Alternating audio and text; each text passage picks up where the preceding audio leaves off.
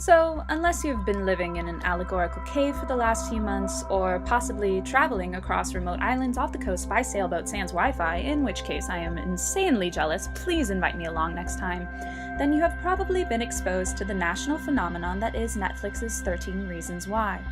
The show is a glittering teenage revenge fantasy replete with sex, drugs, and cliffhangers galore that has teens and young adults clamoring for more, and this is evidenced by the show's recent renewal for a second season.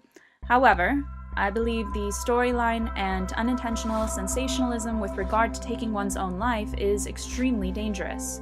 Brief synopsis. This show follows a young high school boy, Clay, as he grapples with the recent suicide of his friend and love interest, Hannah Baker.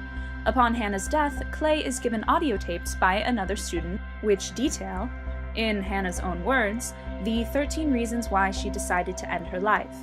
The crux of the entire plot is, these 13 quote-unquote reasons are not limited to Hannah's experiences with ostracism, bullying, and sexual assault, serious social problems which must be addressed. No, Hannah's reasons are people. High school kids, a school counselor, people. Hannah uses the tapes to implicate 13 different individuals in her death, indicting each one of them for the actions they took and didn't take, and essentially saying, if any one of you had chosen a different path, I would be alive today. Now, the intense anger and hopelessness felt by Hannah and felt viscerally by individuals across the country and world creates an important dialogue about the ways in which we interact with one another, a dialogue which may not have otherwise been established. This is good and important, and the show should be commended for this effort to bring to light the powerful effect words and actions can have. However, for a program that aims to cultivate a serious conversation with regard to mental health, it commits a grievous offense. In the entirety of the show, not once do we hear the words depression or anxiety. The conversation stops at external factors attributing to the act of taking one's own life, failing to examine the internal manifestations and subtle symptoms of mental illness, as well as the responsibility one has to one's own welfare.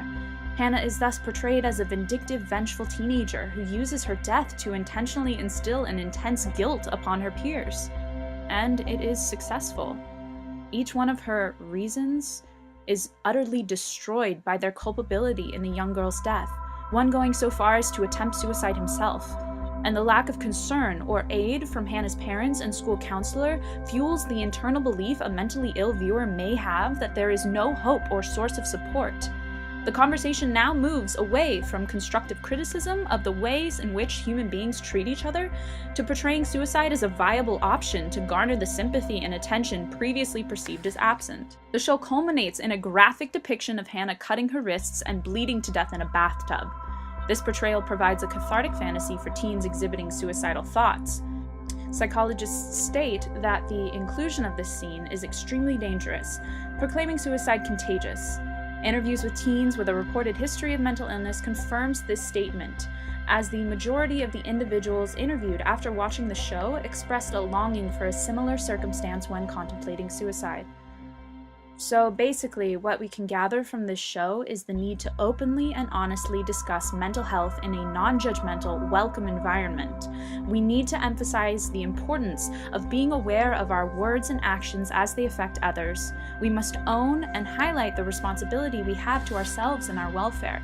As someone who has struggled with mental illness and been intimately acquainted with suicide in more ways than one, I can state from my perspective that, above all, the aim should be to end the stigma surrounding this topic, end the fear of speaking up and reaching out that inevitably accompanies the feelings of not being 100% okay. And if this show does nothing else, I hope it does that.